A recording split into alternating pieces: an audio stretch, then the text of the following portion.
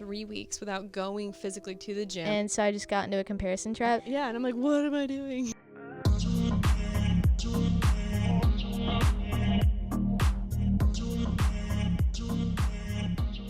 Welcome back, guys, to Grounded and Growing. If you're still here, we're so excited to just keep growing with you guys.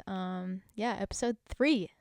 Third time's a charm. Yeah, third time's a charm. If you stayed till the end of the last episode, we love you guys so much. You know that we dealt with some technical difficulties and hoping we don't run into that today. So, yeah, stay along for the ride. We're growing as a podcast. Absolutely. But it's only the third episode, so no expectations. Right. All right. Yeah. Today is mindset and habits. One of our favorite topics. Yeah. This kind of really is just what our show is built on, really. Mindset, personal growth. So, yeah, thought it'd be cool to talk about our journey with mindset and building habits and what our current mindset and habits kind of look like.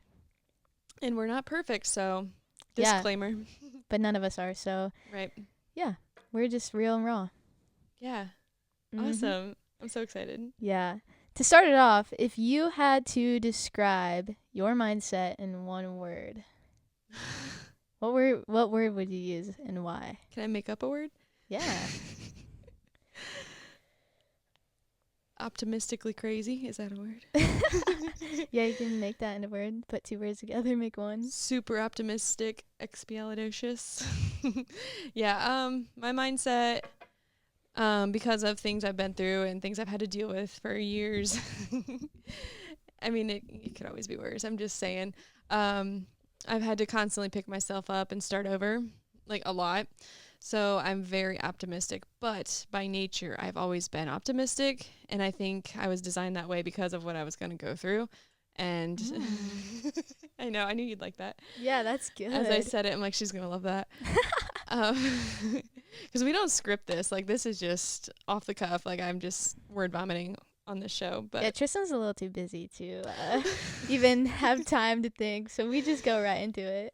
Yeah, being a parent and working and all the things are great, but yeah, It's awesome. Yeah, I don't prep, but also if I have a OCD tendencies that we talked about in episode 1. If I would prep, that's the other thing about me. I would I would overanalyze it and I would overthink it, and then I would come to the episode to film and I would probably try to remember everything I came up with, and then I'd feel flustered. It wouldn't flow and it wouldn't feel as organic. So I'm like, you know what? I'm just going to wing it. But I know, like, the general idea of what I'm going to say. And I know, like, what I want to share with you guys in general. So, I don't know. Guided by the Holy Spirit right here. Story of my life. Yeah. But anyhow, I would say very, very optimistic. That's my general mindset in the past and now. I love it. Yeah. What about you? If you could pick a word or a makeshift word, what would yours be for your mindset? I think mine, if I had to describe it in one word, would be entrepreneurial. Because I feel like that kind of, the way I think, one, I'm super positive thinking, but I'm also, like, looking for ways and opportunities, I guess, or how things could work in a different way. I don't know. Just I have that entrepreneurial mindset, I feel like. So adaptive. Yes, that's literally adaptive. It's either entrepreneurial or adaptive. Like, literally, those are the two words I was thinking of. Because, like, yeah, I could say positive, I could say optimistic, but that's only, like, one piece of it. So, yeah, if I had to just pick one word, it would probably be one of those, entrepreneurial or adaptive. It's better than my word was. No comparison here. I know, just that's super true, though. I mean, I feel like you have to be adaptive to survive, though, in general, or you're going to fall down and you're going to feel like you're stuck, or you're going to have to figure out ways to pick yourself up, or you're going to feel depressed if you don't quickly adapt. And, I mean, it may not be quick all the time, but as long as you're willing to say, okay, what next? Like, what can I do to fix this issue or shift the way this is going? Like, I don't like how this is going. What else can we do? What can we try next? I mean, I literally had this conversation yesterday. Yeah. The economy is crazy, and I don't want to talk politics, but it's very expensive to live right now. And especially for a single person with a house, I have friends, loved ones that are dealing with that. And they're like, oh my gosh, like last year I was like perfectly paying my bills, like fine, my budget was good. And now sales are down, things aren't selling as well. And Like, people aren't buying houses as quickly or freely as they felt they could in the past, and budget's tight with everything in general, and you have to be able to shift and adapt and pinch pennies this way and maybe do little things that add up to save you money. Like, we were brainstorming yesterday, just simple things like not eating out all the time, but like my boyfriend and I both love to go out and try new restaurants. We're actually going to Spoke and Ivy to try that out.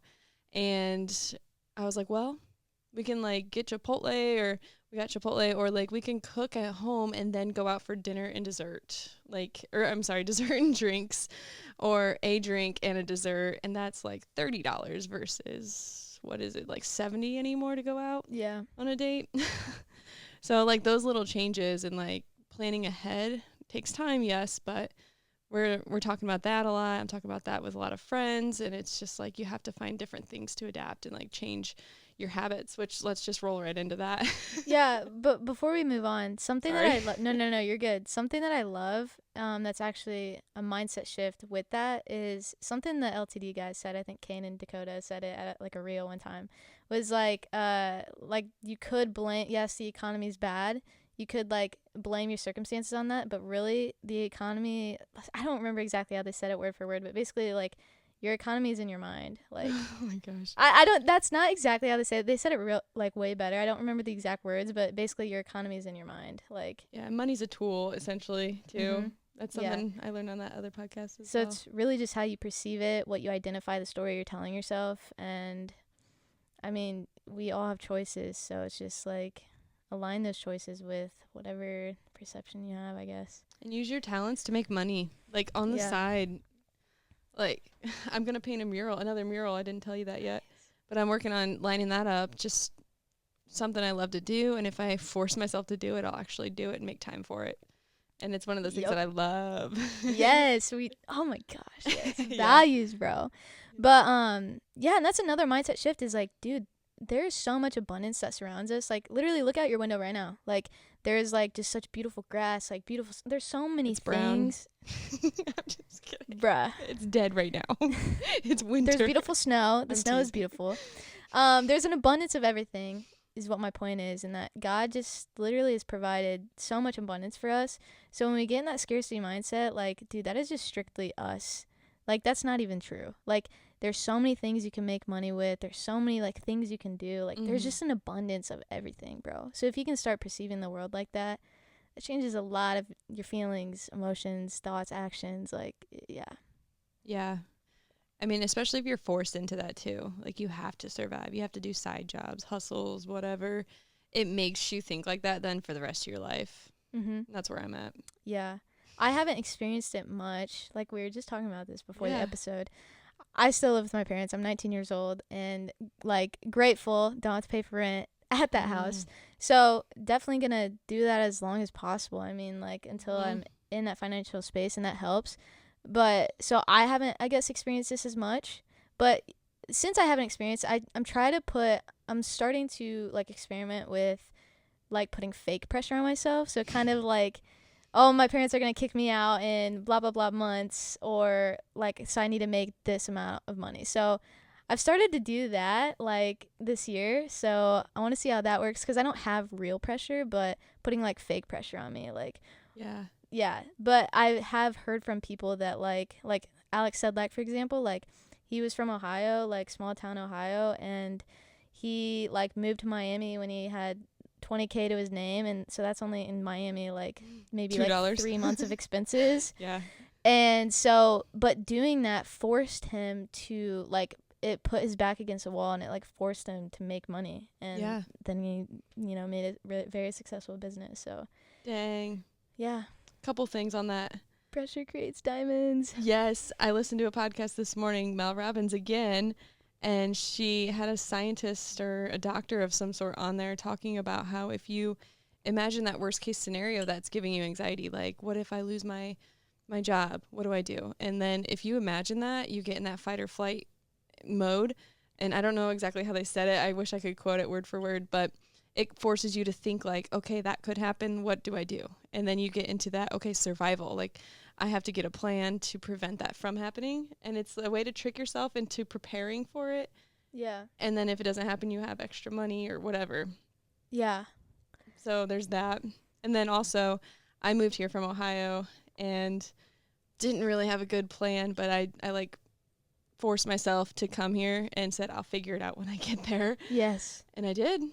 Sort of. I mean, yeah. It was rough. It wasn't simple. I did the side jobs, the hustles, all the things. I painted a shed for a friend for some money like last summer. It was actually really fun. So there's ways to do it and just force it, and then it happens. Yeah. But that's what's beautiful about it, is because it's not going to be easy. But, like, that's why not everybody's doing it. That's why not everybody's super rich and, like, successful entrepreneur, like, stuff that we're pursuing because, and we're not there yet. Just disclaimer. I'm not going to say that we're, like, millionaires or anything. We're not. Not yet. But, yeah, not yet. Exactly. But it's, like, we are going through this right now, like, all this tough shit. Because, like, and not everybody's doing it, because, like, if it was easy, everybody would do it. So. Oh my gosh, yeah. But then there wouldn't be anyone to like serve you in the restaurants if it were easy and everyone was rich. We would have to use robots. Absolutely. And that just goes back to, like, kind of what I touched on last episode with what I learned from my relationship of, like, what social media makes you think you need or makes you think you want. Like, also, same with that is, like, the content we watch, like, making it seem like you have to be an entrepreneur. You have to be a millionaire. It's like, no, that's not true. Like, that's what I want. But that doesn't mean that everybody else needs to be that way, because, like you just said, like, then things would not be filled and we would not be served in certain areas. Like, we still need jobs. We still need, yes, like, those are still needed and they're just as important. If not more. Yeah. For real. Teachers are saints, I swear. Absolutely. That's so funny. Literally today, like, with the e-learning and stuff, like, the school district, there was, like, parents, like, bro, like, just complaining that, like, I'm so tired of, like, all the e-learning, like, our kids are not learning, like, how they should be, all this stuff. And then someone that I know posted on their personal face was like, dude, I'm so tired of you parent. Like, she's a parent too. And she's like, you guys always have something to complain about. Like, these teachers literally are doing their best. And, like, then if, like, they had to make, like, days up because they didn't have e-learning, you'd be complaining about that. And it's like, bro. So, yeah, teachers are saints. Yeah, seriously. And they don't get paid enough. Gosh. No. Talk about that later. Yeah. I actually literally have built such a great relationship with one of my old high school teachers.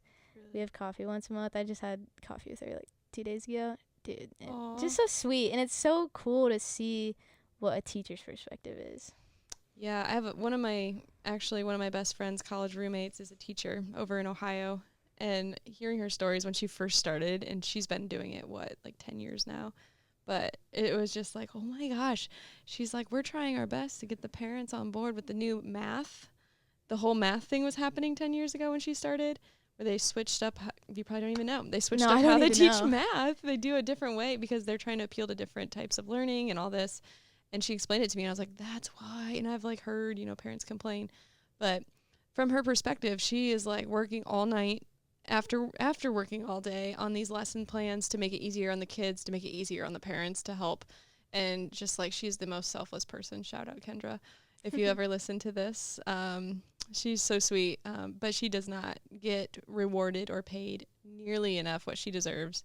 And, I mean, same with all the other teachers, but anywho. Yeah, dude, I feel like the math, I'm not even in school anymore, but just based off, like, I have a little sister, I literally feel like they change the math every year, like, how they do it. Really? So then it's, like, makes it impossible for the parents to be able to, like, teach, because, like, that's not how I learned it. Yeah. I'm not even that far out of school, and I looked at, like, my little sister who's in elementary school, and I was like, why are they teaching it like this when they could just they make it more complicated, I feel like, but they're trying to make it easier, but they're not. Yeah, you're actually making it more complicated. They are trying, though. Yeah, but it's also not really the teachers, like, it's not up to control. Them. Yeah, they get lesson plans from the states, and so it's not really their fault. Yeah, they just do the best with what they're given. Yeah.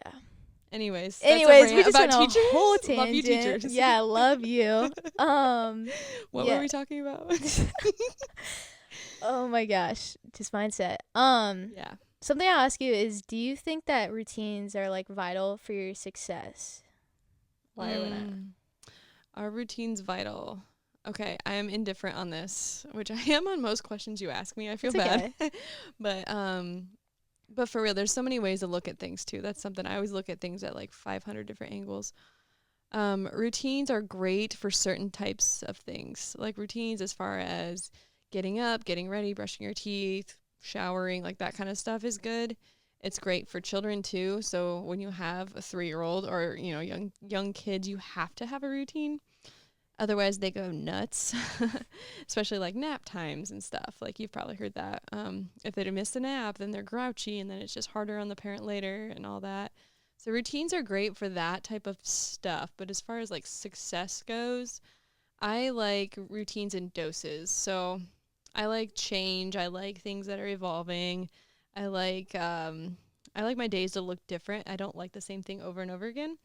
And that's probably just like ADD and personality type. And I just thrive on a little bit of chaos, not a lot. So I like to like problem solve and like try different things and be creative. So that's where I don't like to do routine type things in my work. But like in real estate, running a business, there's certain things you should be doing every week. And they teach us that at our brokerage. Like you should be making X amount of calls a day. You should be checking the database, making sure you're following up with people, sending things out once a month to your people, and then every day checking the MLS, see what's newly listed, checking in with your clients every Friday, every Monday, like those kinds of things. Yes, I think that's vital for success, and it's more of like a blueprint kind of routine. But as far as like, I go to the gym at 10, I do this, that, no, because I have appointments all over the place, and I'm like, okay, I'll fit it in, you know, earlier or later today. Like I'll like figure out, and then I'll schedule it on my planner, and then I'll do it. So it's kind of like a shiftable routine for me. Mm-hmm. Does that make sense? Yeah, that makes sense. I don't think. Okay, let me say this. I love routines. Like I'm also with you though. Work routines, I like something different. But like morning night routine for my personal life, they're helpful. They keep my mental health in check. They you know, just keep me positive, and just things that like kind of get me centered and at peace in the morning and at night, and just also helps me make sure I'm taking care of my health, because like in the morning I always take like certain supplements, I drink electrolytes, like just do all that kind of stuff. I don't have like a 10-step morning routine like you see a lot of people on social media have. Mm-hmm. And a lot of people like Alex Ramosi, like he's probably the biggest one that talks about it. Like I didn't stop drinking alcohol and still made millions. Like I didn't take cold showers every morning. I still made millions. Like you do not need those things like that social media tells you to be successful. Like if you're just looking at financial success, literally you don't need any routine at all. Just wake up, work. Now that's not me. I'm not saying I do that, but if that's what you're looking at. Now see, when I think of success personally, because success is different for everybody, when I think of success, I like to feel good. I like to feel like I'm fulfilled and just make sure I'm in alignment with my values. And of course, that's my word for this year. So it's like I'm always making sure I'm in alignment. So I like to have a little bit of like in the morning, like I'm not freaking getting up and working right away. Like I make sure that, you know, I get a good breakfast in. I like take my supplements, like kind of just chill out before like getting into my work day, I guess. So that personally helps me. But with the question, is it vital for success? No. Yeah, I don't think so. It's dependent on the person. Yes. Some people need structure or they don't do shit. Yes. So that's fine if you need that. And I still think like stuff like time blocking and structure is super important, because if you don't fill your day with high priority actions and items, then naturally like low priority actions and items will like sliver their way in your day, and then you're just gonna always be. So I'm a planner. Like I like the day before, like make sure my calendar is like time blocked out so that my day is filled with high priority actions, and that I know that I'm making the choice on that, and that it's not where I just like my calendar's freed up and then naturally low priority items just fit their way in during the day. Yeah, as a realtor, that is so hard to do. I told you today. Yeah. It's like things last minute. It's like, oh my gosh, I have to figure that out by tomorrow's closing. Or we have this inspection and we have to get a hold of this guy and that guy and this guy and that guy. And it's just like, okay, 2 hours just went down the drain that I was supposed to be doing something else. But I mean, you kind of just get used to it and just go with the flow. You have to be flexible to do that kind of job. So it's not for everyone, but yeah, I also think routine or structure is very important in pretty much every job. Yeah, can you talk about that a little bit? Because Mhm. like I know like any entrepreneur that stuff like that happens, but I feel like it's more prominently in the real estate, like more last minute things, more like this needs to get done like things. Because you also, I feel like when you're more an entrepreneur, it's mostly just you. I mean, you do have employees at some point, but like it's usually very small. You have things that you still have to like, I guess you have people over you still that you gotta like serve in a way, I guess, like in a way Sort that of, yeah. like you gotta get this done type thing, like in Yeah, a they way. help. Yeah. So I don't know how does that look like how can you still have structure and time block while things are randomly popping up? Well, you don't. I'm just kidding. Well, to that point too, though, like our clients are basically like our bosses for that transaction, if that makes sense. You like report to them because you have to. They need you. They call you. They have a question. They're worried about their open house. Well, my current sellers have the flu, so we can't do our open house this weekend, and we're on a time crunch to get this sold, to buy the next house, all that I've talked to you about a million times now. So, I mean, hiccups happen all the time. So it's like, okay, well, maybe I'll post more reels, more videos, more behind the scenes. I'll just market it heavier on social media this weekend instead of being there in person. So there's constant changes. But as far as like having a boss to like keep you in check, yeah, they do. Like our admin people and our managers, awesome. They were like, hey, Tristen, you got to submit this form by tomorrow. Like, don't forget. And I'm like, oh, gosh, thank you. Like, I totally was going to do that. Forgot to do that. So thanks. But I guess does that answer that part of the question? Yeah. But like, how do we stay structured? Yeah, I guess I'm just wondering. Like, so you can't really time block, I guess, or Not if you really. did, you kind of have to maybe push it to the next day if something comes up. Yeah. Is it more effective to like time block, or is it more effective to like maybe have like a to-do list where it's like you put like the most high priority or move the needle task 1st and just kind of like get those done? And I don't know, you know what I'm saying? Like, is that like a list of priorities? Yeah. So I'll have like my phone to-do list with the check boxes. Like I love the check marks. I love checking it off the list. Yes. Like it makes you feel so good. It does. I started doing that literally in high school, and those little planners they give you with the like weird I did that transparent too. cover on them. Yes, I did that too. Love it. I love the little checks. So I realized at a young age that works well for me. So to-do lists is great. And then there's like, you can prioritize lists. I do have a planner to this day. I've always bought a planner since school. Love it. But I think in this industry or running a business, like it's harder to do the time blocks unless you have like time blocks available for appointments. Now I do that and I'm like, okay, well I have a meeting with this person here at this time. And then I have 2 hours. And then in those 2 hours, you go to your checklist and you do, okay, I got to get this document ready for this. I got to send this response. I got to call my people for the week that I haven't done. And it's Wednesday. Like then you like get through the list. And most of the time you don't get through the list by the Friday and you're working Saturdays, and you just kind of roll it over to the next week and say, okay, Monday morning, I have to do this first thing. But if it's something that pops up, like we have 24 hours to respond, you drop everything, you do that. So there's a rolling to-do list. It's harder to time block unless you're scheduling appointments, and you just kind of keep chipping away at your to-do list. Really, that's how I do it. I mean, I know everyone's different. Some realtors do things way different. Yeah, I mean, if you have any advice or if anyone has any input on that too, I'd love to hear it. Yeah, like, we can talk about it. Please comment. I know at least one of you would like to say something because I've been in that position. Just do it. Like, get out of your comfort zone. Do it. We would love to see your comments. Yeah. But yeah, I think especially if you're a solopreneur and you just kind of maybe run like just an online business, I think time blocking is really effective. But when you're kind of like have people you gotta show up for, like in a way, like clients and stuff that randomly pops up, definitely a lot harder. Yeah, it's like, oh hey, let's go look at these 3 houses we're ready to buy tomorrow. Okay, I will cancel everything. Yeah. I'll do my handwritten notes the next day. That does not matter right now. Yeah. Oh my gosh. So it's prioritizing. So you constantly got to think about what's priority. Yeah. With that crazy lifestyle, you probably don't have a lot of time to, you know, personally do stuff, but what do you make sure, like, what's a non-negotiable habit if you have any? Or maybe even if you don't do it daily, then you make sure you do it weekly or monthly. Like, what's a non-negotiable habit for you to keep you sane? Yeah, the gym immediately. I think there was a point where I went 3 weeks without going physically to the gym. Like, I do yoga at home pretty much every night and every morning with my son, by myself, whatever.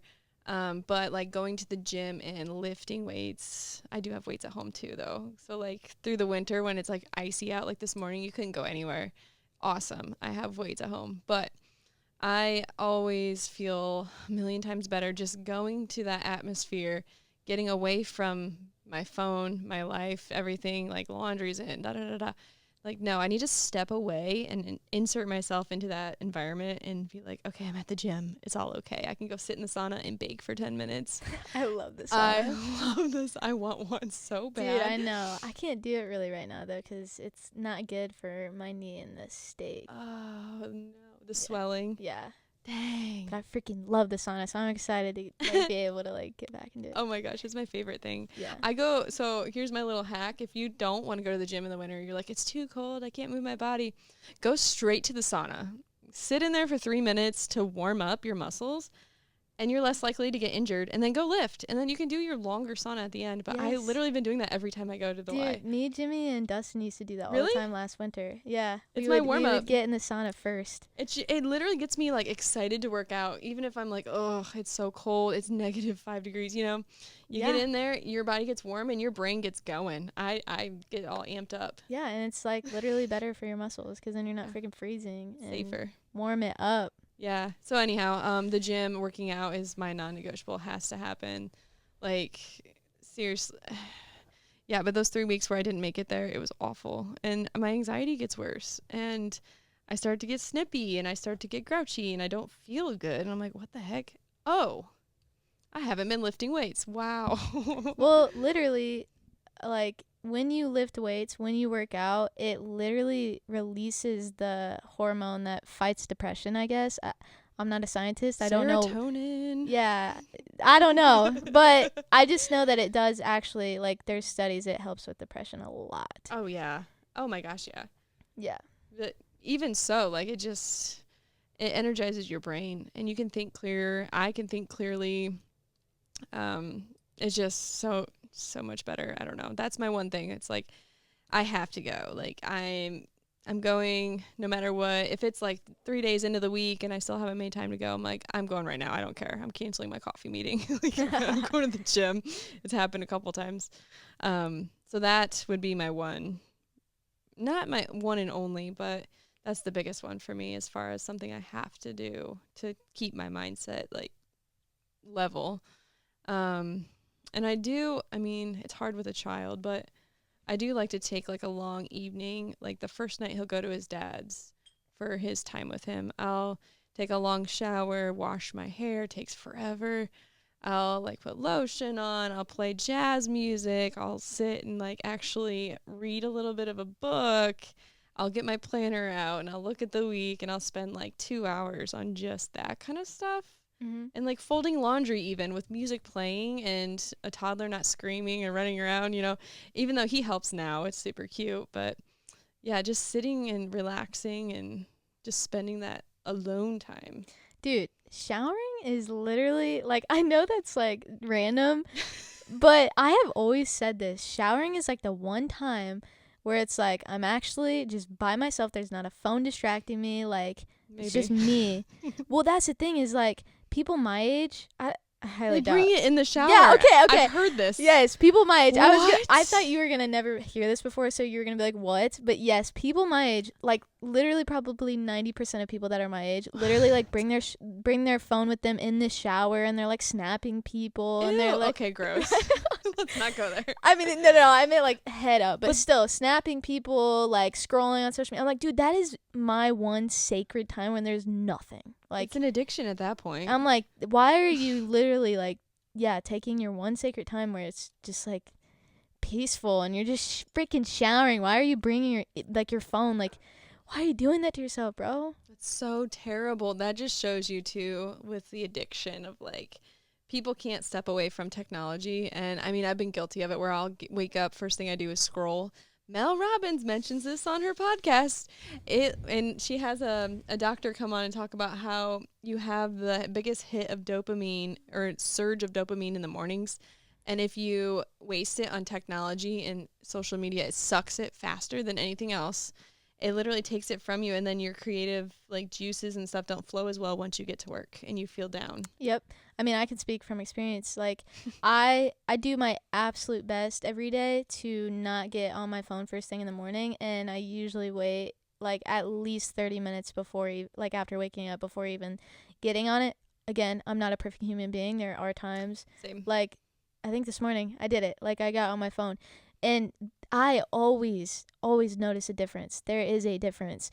The times when I don't even think about my phone, don't even look at it. I mean, obviously shut my alarm off, but not like actually opening it, scrolling. Like, yeah, like when I do that, when I see the get on Instagram and I see that people commented on my post, it's like that instant surge of like just reward and dopamine, and then it's like it's so much dopamine, and it's right in the morning. You're never gonna find that amount of dopamine the rest of your day. So like when you're at work, like personally when I'm at work and stuff, if there's like just 1 second of downtime, I'm like, pick up phone. It's like, why am I doing that? Like, it's just like automatic, and it does ruin your creative juices, and you just like want that craving, that dopamine all day long. So yeah, the days that I don't do it, I have the most productive days for sure. Yeah, so kids bringing your phones in the showers, or adults, whatever, what are you doing? Yeah, for real. It's your time to relax. Literally. And just like let the hot water just melt away your day and just think. That's when I think about all these things and like ideas for this. Dude, we're like synced up right now. It's the best because it's like no distractions. It's relaxing, and I usually play like jazz or like instrumental music when I'm in the shower, if anything. Yeah. And, I mean, great. I'm sure we've all experienced this, that when you're in the shower, you have like the greatest ideas, or you just think about things you've never thought about before. And you have the ability to have like those $1 million ideas all the time, but most of us don't ever give like us time to just sit in solitude and let our mind just think of those things. Seriously. So that's why when you're in the shower, unless you are bringing your phone in the shower, but like me and most people, if you're not doing that, and like you just get so many good ideas, and that's why showering is like just like, yeah, it's the one time where you don't have that distraction. It's like, imagine if you actually set a time in your day that wasn't just showering, where you could just sit in solitude and let your brain just come up with so many great ideas. I mean, we're connected to God, we're connected to Source. He's giving you ideas. You just gotta literally give yourself the space, the capacity to even like have that even pop in your brain. And if you don't do it, someone else will. Yes. Seriously, you have to act on it too. Yes. I tell my mom all the time, she's probably listening to this. She listened to all our episodes. She's like literally the biggest supporter.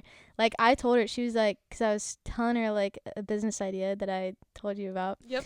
And she just always has such good ideas. And I was like, Mom, you know how many $1 million ideas you've had, but like you're just scared to take the action on? Like most people are, just that limiting belief. Yep. Just like, man. And it's like, yeah, you have some of the best ideas I've ever heard of. And if you do it and you fail, who cares? Failure is something feedback. else. Do something else. But that first, sometimes people will do that new idea or that new business, and they'll do the one and they freak out because it doesn't go well. Okay, so what?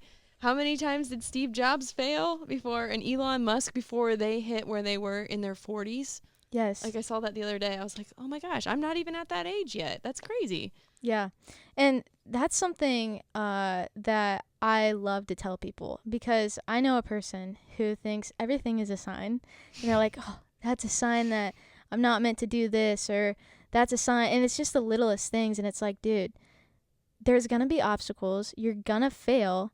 So this is something I learned in NLP when I went to that seminar and got certified for that, was they like used a chair as an example. And it's like, so you put the chair in your way, and it's like, okay, like just because this obstacle is in my way, does that mean it's a sign that this thing isn't meant for me? No, it's just an obstacle meant for you to overcome so that you can learn from it. Failure is feedback. Failure is not even real. It's something I teach my athletes. Like, you don't lose. You either win or you learn. So you're learning something. And then when you fail or have adversity, it's not failure. It's not the end of the road. It's actually just giving you feedback of what didn't work. That's all it is. It's preparing you for what's to come too. Absolutely. So it's like, when an obstacle comes in your way, like, I'm not saying it's not a sign that you're not meant to have that thing, but at least, like, keep persisting, keep going through it before you make that crazy decision of this thing is, like, not for me. Because I actually just sent an email to, like, our email list today, like, about stop looking for shiny objects. Like, people always see the new business model or the new trend, and they're like, just keep switching things. And it's like, this is something we talked about in the first episode. Focus on one thing, bro. That'll bring you more success than trying to start a million different things, because you never actually finish anything. You never get to build momentum because you're constantly changing. I'm very guilty of that. I get so excited and I get very creative and inspired, like, all of a sudden, and I'm like, I want to do all these things I've been wanting to do. And it's like, no, just take a deep breath, keep doing the one thing you're doing, but add that creativity to that, and like add it to your own personal marketing for your brand. And yeah, so I'm very guilty of that too. I mean, again, yeah, I'm guilty of that too. Like, but it is something that this year I'm like, nope, one thing, focus. Your word. My word is focus. Yeah. I was just going to say that. Yeah. Okay, so I do want to ask you, and you were going to ask me this too, what's a limiting belief that you've had in the past, and how did you work to overcome it or learn from it? Man, I'd say one that I've definitely completely overcome. I'll say one that I've completely overcome and one that I'm still kind of working through, but I've, like, overcome it at times, and sometimes it comes back. So I haven't completely overcome it, but one that I've, like, completely overcome was just in high school. I always compared myself to my ex-best friend. And so I just got into a comparison trap. And so I found that my deepest rooted belief is I'm not good enough. So that shows up in, like, different areas of life a lot. But the specific belief that served that deep-rooted belief of I'm not good enough was just, like, yeah, that I wasn't pretty enough or I didn't fit in, just all these things. So that's something I dealt with in high school. And again, like, getting into personal growth and stuff, that definitely helped me realize, no, you're more than enough. You are enough. Like, you're pretty enough. You're beautiful. Like, all these things, like, that's okay. Like, so that's something I think I've overcome. Like, I'm not worried about that anymore. I don't dress like everybody. Like, I don't care. Like, I just, like, oh, who cares? Yeah, it's just I just don't, I'm not worried about that anymore. So that's something I've overcome. Something that I've, like, yeah, again, kind of overcome, but sometimes comes back, is that I'm too young to be, like, a coach, or that people won't, like, take me seriously, or that I just haven't gone through enough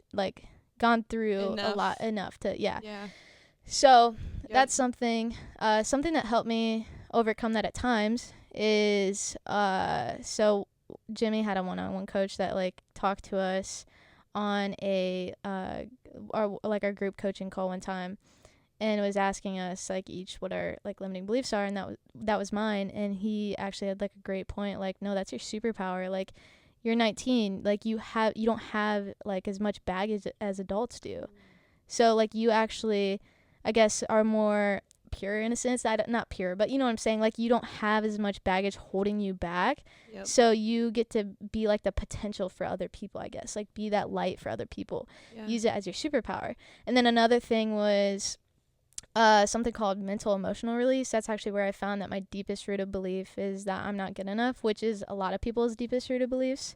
But that's what Jimmy's certified in. That's, like, his main driving for coaching is you just light up all your baggage and release it. And so, yeah, that belief was one of mine. And I realized that, no, I can do it. That I am. But it still comes up at times. But, yeah.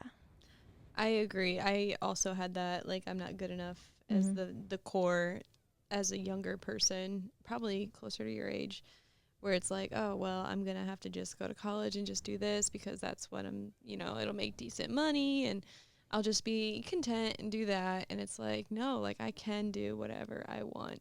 Yes. I can get all these things that I want, which is like financial freedom. And I want to be able to travel whenever I freaking feel like it. Like, yes. Like I'm not there yet, obviously, but I want to be and I know I can be. So once I worked on that and like found out about mindset and like podcasts and like I got into all this self-development stuff, I was like, I can have that. What the heck? Why didn't I think I couldn't? Like I was just gonna get married, settle down and stay home and take a vacation once a year for a week. That's it.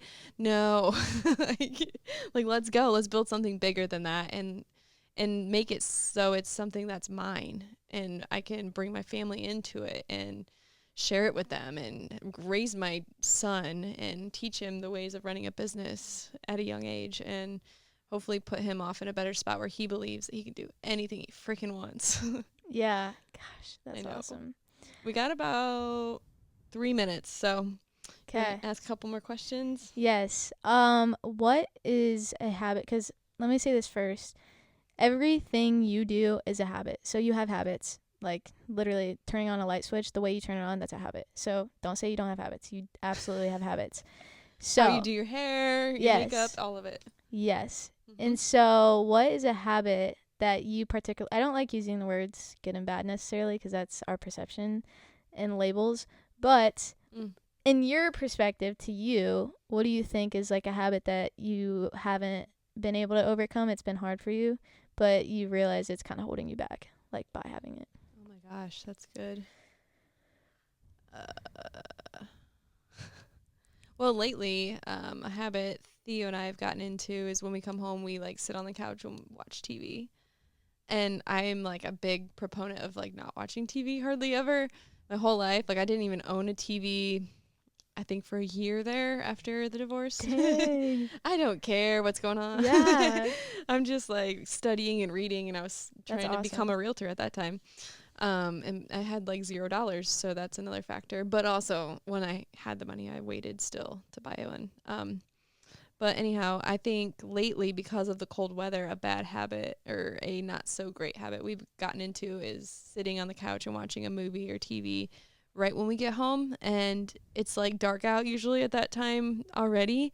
And during the summertime, in the fall, and this like late spring, we usually go right outside when we get home. Like we go out back and we play in the sandbox. We get on the swing. He has a little 9-volt car. He'll drive around.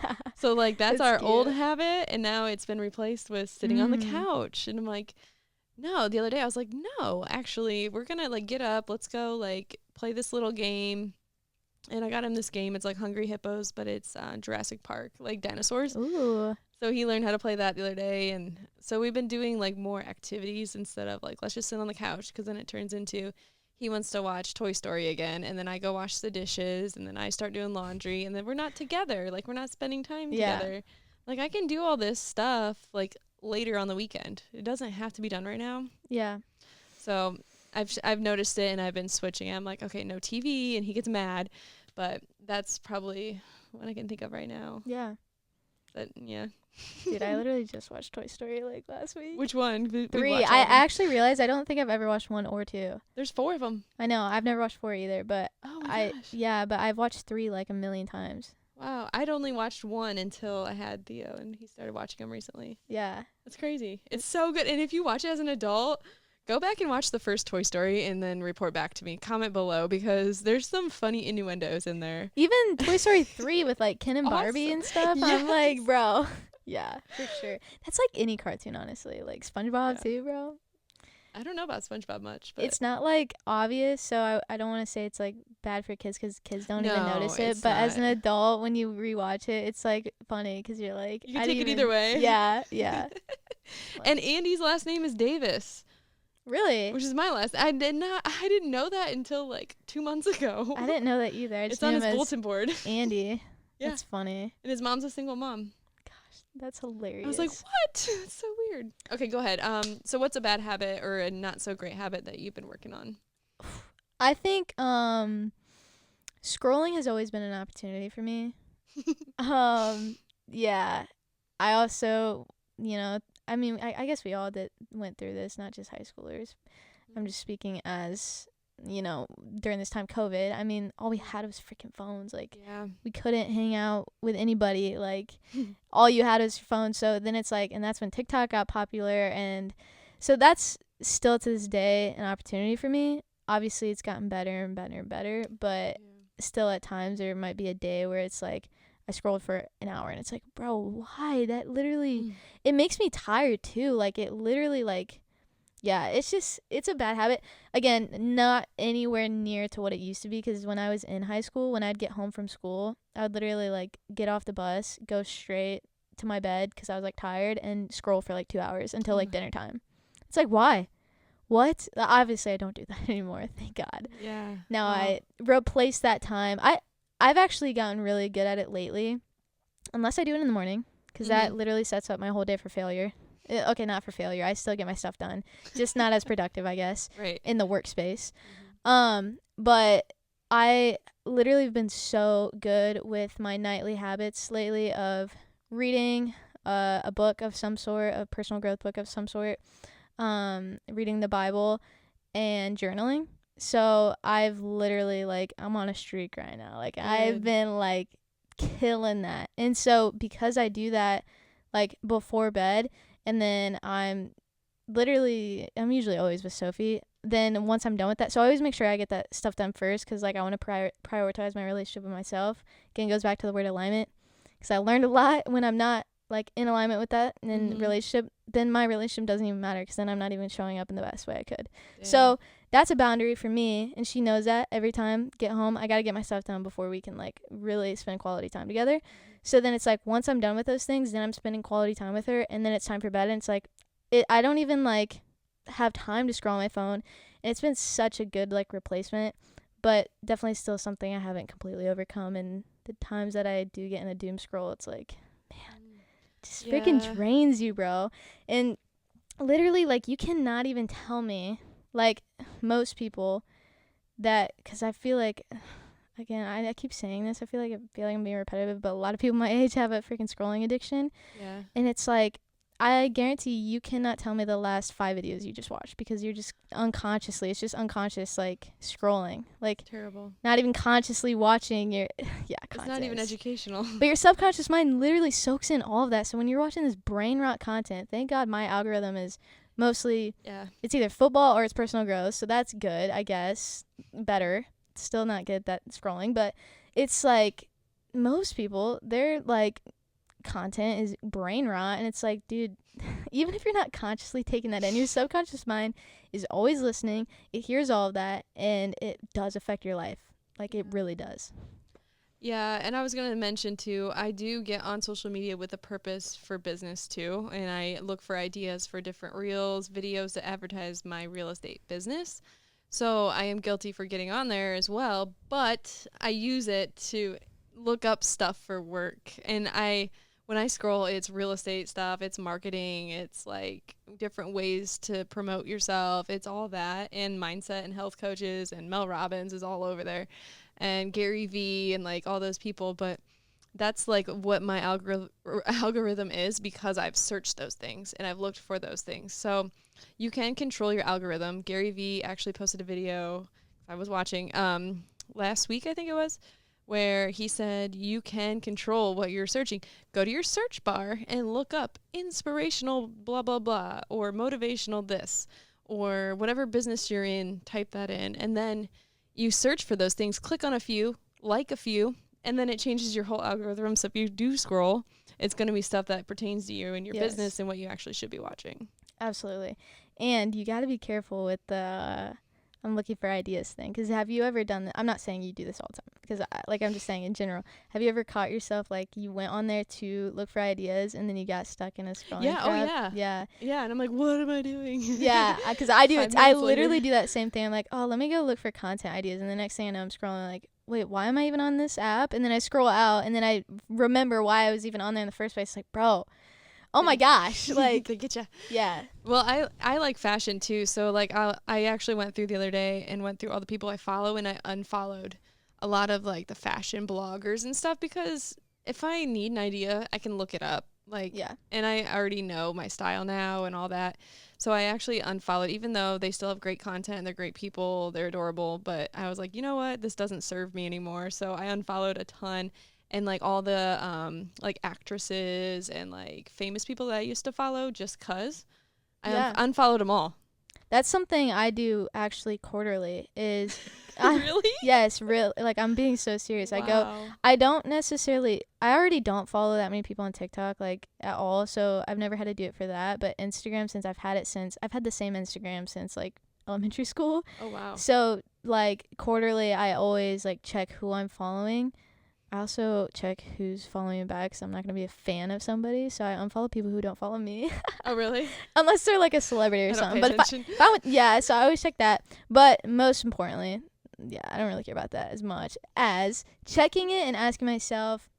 I actually just got a Snapchat memory of when I posted this on my story. I literally was just talking about this like a year ago or 2 years ago. That go through your following list, and you don't have to do this, but this is something that I do. Is ask yourself, is this person bringing me like value into my life, or is it someone I'm really close with?